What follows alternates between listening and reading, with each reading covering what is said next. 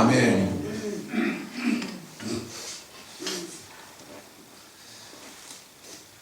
생명 있는 모든 것들은 다 움직입니다.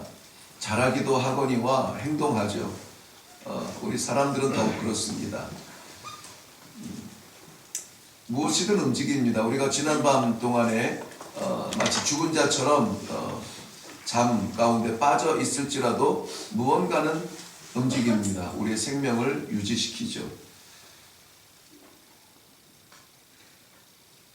움직이지 않으면은 생명을 유지할 수가 없습니다. 오늘 하나님께서는 무언가를 움직이셔서 하나님의 지으신 우주 만물을 생명 있게 인도해 주십니다. 역사를 주관하시는 하나님을 믿는 그 믿음을 전제로 해서 우리는 이렇게 하나님의 그 운행하심을 고백할 수 있는데요. 하나님은 완전하시다라는 것입니다. 하나님은 완전하시다.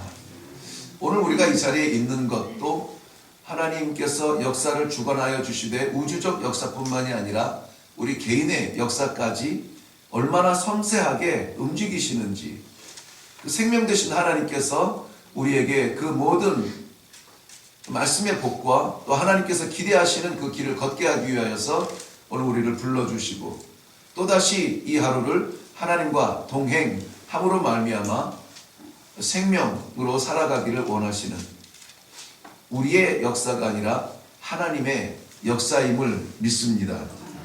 무슨 일이 일어나든지 의미가 있으려면은 그 일이 왜 일어나는지, 그 일의 목적이 무엇인지, 결론이 무엇인지에 대해서 고민해보면 좋은데요. 때로는 우리가 살아가는 이 현장, 현상 외에는 왜 그런 일이 있었지? 그 일 뒤에 어떤 일이 일어날 거지에 대한 고민 없이 닥치는 삶을 살지라도 지나고 나니까는 그래서 그랬구나. 그랬구나 하는 깨달음이 뒤따라올 때가 참 많이 있습니다. 그것은 어제를 생각하고 오늘을 갖다 붙여야 되고 내일 될 일이 연결이 될 때에 비로소 깨닫게 되는 은혜입니다. 70년 이스라엘 백성들의 바벨론 유수, 포로로서 살 수밖에 없었던 그 70년의 세월 이후에 바사의 고레스 왕의 그 칙령에 의해서 이스라엘 백성들이 고향 예루살렘으로 돌아오게 됩니다. 물론 자원하는 사람들을 중심으로 해서 오게 됩니다. 세 차례에 걸쳐서 돌아왔죠. 첫째는 스룹바벨을 중심으로 해서 이스라엘 백성들이 대거 돌아왔습니다.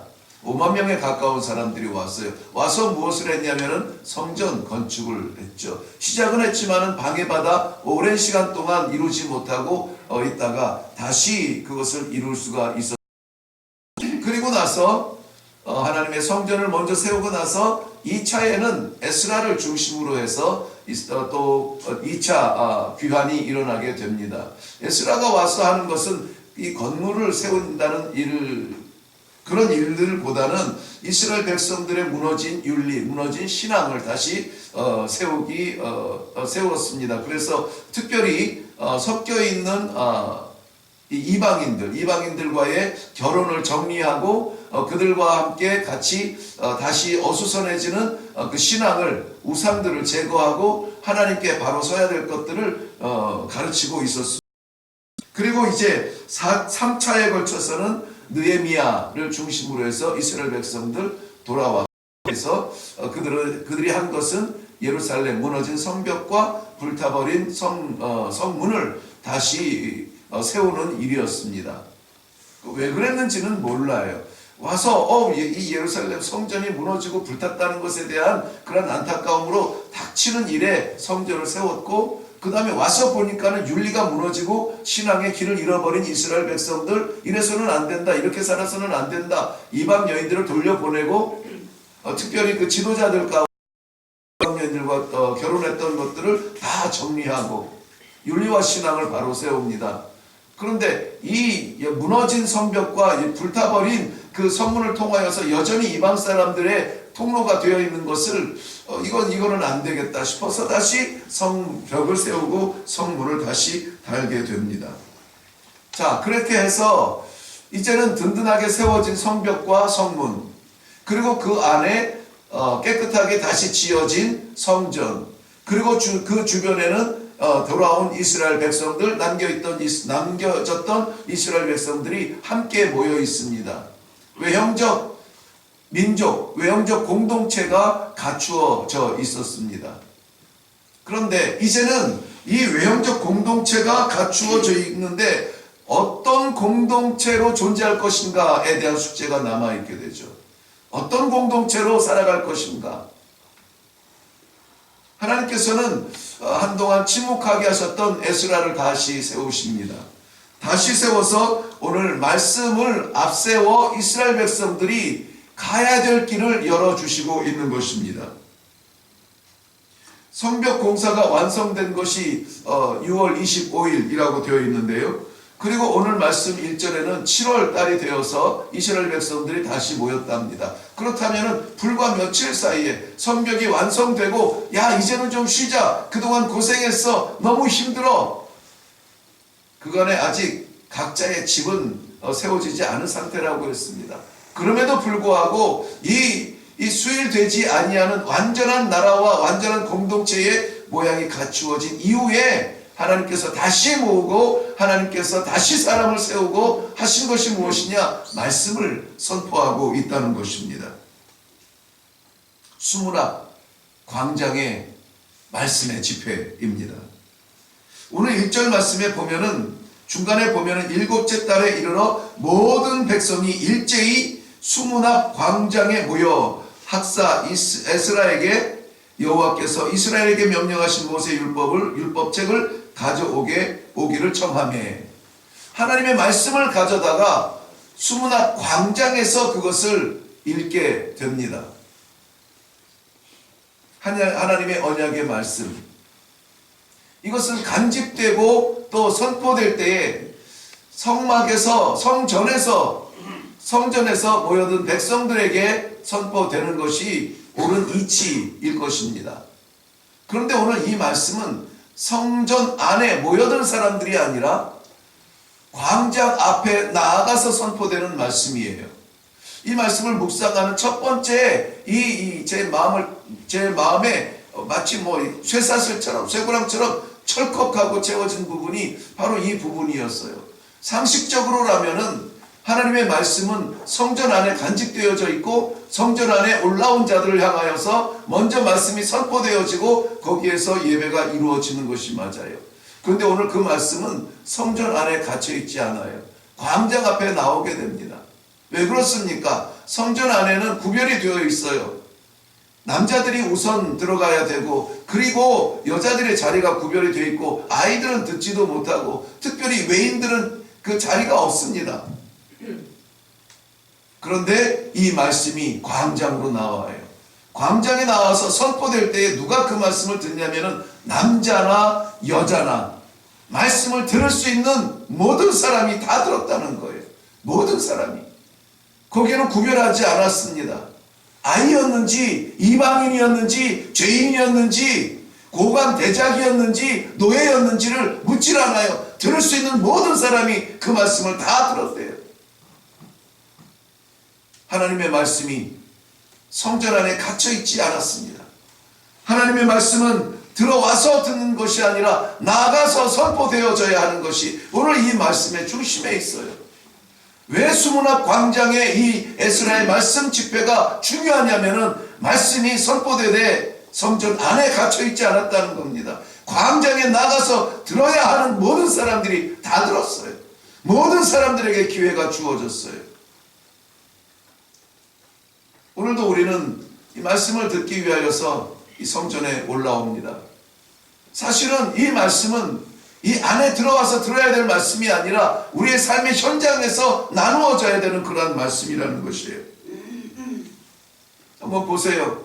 성전도 완공이 됐고 백성도 모였고 성벽도 이제 굳건하게 세워져서 아무도 드나들지 못하는 그러한 공동체로서의 모습은 갖추어져 있습니다. 그런데 여전히 공허한 자리가 있었어요. 그 공허한 자리가 무엇이었냐면은 그 안에 같이 살면서도 그 안에 같이 다니면서도 함께 되지 못하는 부분, 말씀으로 하나가 되는 거였습니다. 저는 지난 금요일에 그 시편 40편 말씀을 나누면서 우리의 영혼이 마치 시냇물을 찾아 갈급한 그 목마름으로 인해서 갈급한 사슴 같은 그러한 갈급함이 있는가에 대해서 함께 나누고 기도했습니다. 아모스 8장 11절 말씀에도 여호와의 말씀이니라 보라 날이 이를지라 내가 기근을 땅에 보내리니 양식이 없어 주림이 아니요 물이 없어 가람이 아니요 여호와의 말씀을 듣지 못한 기갈이라 그랬습니다. 양식도 넉넉합니다. 물도 충분합니다. 그런데 여전히 삶의 기갈을 느끼는 것은 무엇입니까? 말씀이 없다는 것이에요. 말씀이. 하나님의 말씀은 살아있습니다. 하나님의 말씀이 선포된다면, 하나님의 말씀이 나와 접촉이 된다면 우리의 삶은 쪼개지고 생각은 갈라지고 우리의 인생은 포기되어지고 하나님의 백성으로서의 영생의 삶을 시작해야 돼요. 이 땅 위를 살아가지만 하나님의 백성으로서의 삶을, 하늘 백성의 삶을 살아야 한다는 것입니다. 말씀이 우리 안에 충분히 주재하지 못하고 통치하지 못함으로 인하여서 우리는 여전히 바빠요. 입을 것과 먹을 것을 찾아서 헤매느라 우리 입은 말라가고 있습니다. 정작 우리의 영적 공헌은 하나님의 말씀이 없기 때문이라는 것이에요. 수문학 광장에 에스라를 통한 이 말씀에 이제 막 태동한 새 생명과 같은 것이었습니다. 이제 막 태어난 새 예루살렘, 마치 이스라엘 백성들이 애굽에 묶여있던 것처럼 이스라엘 백성들이 바벨론에 포로되어 있다가 이제 해방되어서 고향 땅에 돌아와서 새롭게 시작할 수 있는 모든 조건이 다 갖춘 후에 호흡할 수 있는 첫 호흡이 무엇이냐? 하나님의 말씀이었습니다. 그런 면에서 오늘 이 아침에 하나님의 말씀을 함께 나눌 수 있는 이 자리는 얼마나 복된 자리입니까? 이 말씀이 우리 안에 갇혀있지 아니하고 나아가서 우리 삶의 현장에서 증거되어지는 놀라운 복된 날이 되시기를 주님의 이름으로 축원합니다. 저는 늘 강조하는 것이 있어요. 무엇이냐면 성전 안에 성도가 되지 말라는 겁니다. 성전 안에는 거룩하지 않은 성도가 없어요. 다 거룩합니다. 그런데 정작 우리 예배가 나타나는 증거되는 삶의 현장의 예배, 말씀도 여기에서는 우리가 아멘 아멘 받아요. 그 아멘 아멘의 실전의 자리는 우리 삶의 현장이에요. 자, 이렇게 예루살렘에 돌아온 이스라엘 백성들에게 호흡할 수 있는 영적 새로운 양식이 부어지기 시작했습니다. 그럴 때 선포된 말씀이 공중에 사라지지 않으려면, 그저 공허한 말씀이 되지 않으려면, 우리 귓가만 때리는 말씀이 되지 않으려면 어떻게 해야 됩니까? 먼저는 백성들이 3절 하반절 말씀에 보면은 백성들은 그 말씀에 귀를 기울였다라고 말해요. 귀를 기울였다. 집중했다는 것입니다. 다른 것에 마음 빼앗기지 않았다는 것입니다. 기회를 잡았다는 것이에요. 그 말씀은 장장 새벽부터 정오까지, 해 뜰 때부터 정오까지 어린 잡아도 6시간의 말씀 선포였습니다. 에스라 혼자 감당할 수 없어 4절 말씀에 보면 13명의 제사장들이 나와요. 읽을 수 있는 자격이 주어진 그 사람들이 돌아가면서 읽었겠죠. 6시간 동안에. 저는 초반기에 이런 사랑의 충언을 많이 들었습니다. 새벽 예배 뭐 그렇게 해. 기도할 제목 이렇게 말씀 통해서 기도할 제목 이렇게 나누고 간단하게 하고 기도하러 온 사람들인데, 근데 저는 그렇게 할 수가 없었어요. 간단한 말씀은 없습니다.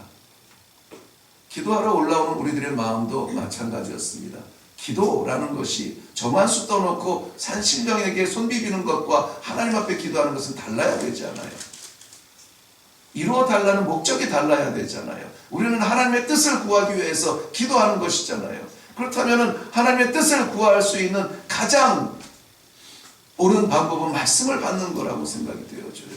하나님 맞습니까? 이 말씀이 맞습니까? 나는 연약한데 어떡하죠? 하나님 힘 주세요. 이게 기도의 본질 아닙니까? 고린도후서 1장 20절 말씀에는 하나님의 약속은 얼마든지 그리스도 안에서 예가 되나니 그런즉 그로 말미암아 우리가 아멘 하여 하나님께 영광을 돌리게 되느니라. 아멘은 순종의 첫걸음입니다. 아멘은 실천의 첫걸음이에요. 말씀이 선포되어질 때 우리는 아멘 아멘. 오늘 이스라엘 백성들도 아멘 아멘으로 화답했다고 했습니다. 고민하지 마세요. 생각하지 마세요. 이것이 하나님의 말씀 그대로인가에만 우리의 영혼이 맑을 수 있도록, 혼란스럽지 않도록, 내가 계산하지 않도록, 내가 판단하지 않도록 겸허한 아이처럼 우리가 맑은 마음으로 서 있다면 하나님의 말씀은 내 이치에 맞든 내 삶에 맞든 나는 지금 아픈데 치료는 아니고 왜 사명이야 나랑 안 맞든 우리는 그저 아멘으로 나아가기를 바랍니다. 아멘 하기가 참 어려워요. 참 어렵습니다. 맞아요. 인정하기가 어려워요. 그런데 이스라엘 백성들은 아멘으로 화답했다는 것입니다. 그럴 때에 비로소 예배의 시작이 됩니다. 하나님을 경배하니라. 오늘 6절 마지막 부분에 있어요. 하나님을 경배하니라. 이 경배라고 하는 말은 예배하니라. 그렇게 이해할 수가 있겠는데요. 오늘 전체적인 이 수문학 광장의 이 말씀의 집회는 어떤 모양입니까? 말씀이 선포되어지고 백성은 아멘하고 예. 선포와 아멘의 화답이 같이 만나면 그게 예배가 되는 거예요. 온전한 예배가 되는 것입니다. 오늘 우리 삶 가운데 드려지는 삶의 예배의 자리에는 말씀하시는 살아계신 하나님 아버지가 분명히 역사하시고 아멘으로 화답하여 순종의 결단으로 나아가는 우리 성도들이 분명히 존재함으로 말미암아 이 땅 위에 하나님의 나라가 세워져가는 복이 있으시기를 바랍니다. 말씀을 마치겠습니다. 오늘 수문학 광장의 말씀 성전 안에 갇혀있지 않았습니다. 들어와서 듣는 말씀이 아니라 말씀은 나가서 선포되어져야 된다는 것이죠. 누구나 들을 수 있도록 광장의 말씀이 선포되고 백성들은 아멘 화답하여 맞습니다. 그대로 하죠. 그렇게 하겠습니다. 비로소 새로운 예루살렘, 새로운 백성의 새로운 역사가 기록되기 시작합니다. 오늘 채 나누지 못했습니다마는 초막절이 지켜지게 되는 것이 8절 후반부의 내용입니다. 기도하겠습니다. 살아계신 아버지 은혜를 감사합니다.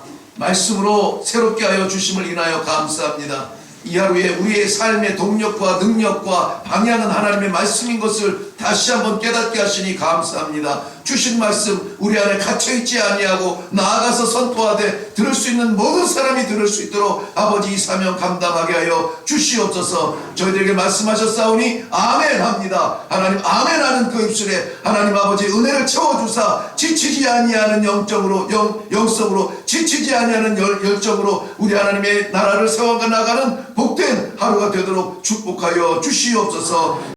그리고 예수님의 이름으로 기도하옵나이다. 아멘. 온전한 모습을 갖추었던 새 예루살렘, 성전이 세워지고 백성들이 모여지고 성벽이 완성되고 불탔던 성문이 다시 세워진 그 완전한 모습인 것 같은데 거기에 부족한 것 말씀이 없었습니다. 그래서 에스라를 통하여서 오늘 말씀의 집회가 일어났는데 오늘 우리 가운데서도 이 수문학 말씀의 역사, 말씀의 선포가 있게 하여 주시옵소서. 아니 이미 허락하신 이 말씀대로 우리가 아멘하여 나아갈 때에 새 예루살렘의 새 공동체, 그러한 놀라운 하나님의 나라를 이루어드리는 삶의 현장이 되게 하여 주시옵소서. 그 일을 위해서 하나님이 우리를 파송하시려면은 하나님이 우리에게 능력을 주십니다. 우리에게 힘을 주시고 우리에게 길을 열어주시고 약해서 못 가는 일이 없도록 건강함도 주시고 강함도 주실 겁니다. 없어서 못 가는 일이 없도록 하나님께서 우리를 채워주실 것입니다. 그것 구하지 말고 우리의 사명을 구하면 하나님이 채워주세요. 하나님이 채워주세요. 오늘 이 시간에 기도할 때에 우리에게도 이 수문학광장 말씀의 역사가 일어나게 하여 주시옵소서. 기도하며 내려갈 수 있기를 바랍니다. 우리 주님 한번 외치고 기도하겠습니다.